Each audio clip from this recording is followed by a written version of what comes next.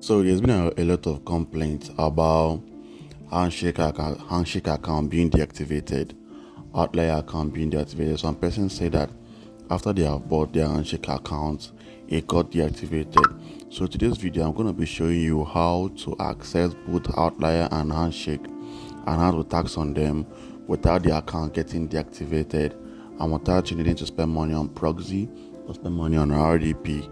And our Proxy and RDP are no longer reliable. And there's also a lot of complaints about working via Ultravia and Anydex, and the account still happens to get deactivated or get suspended. I don't know if these platforms are beginning to track this process of accessing these accounts. So today I'm going to be showing you guys how to set up Google Remote Desktop, in the country where the PC is, how to set up Google Remote Desktop and access it from either Nigeria or from Ghana or Kenya.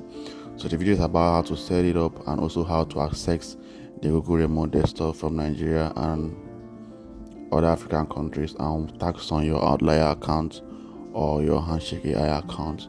So if this is your first time visiting this channel, or you have been visiting this channel but you have not subscribed, so don't forget to subscribe to the channel and turn on your notification bell so that you'll get notified whenever I set up new video or whenever I upload new video.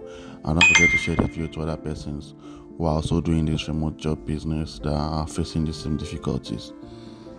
So watch the video to the very end and don't forget to comment anywhere you are confused or ask questions.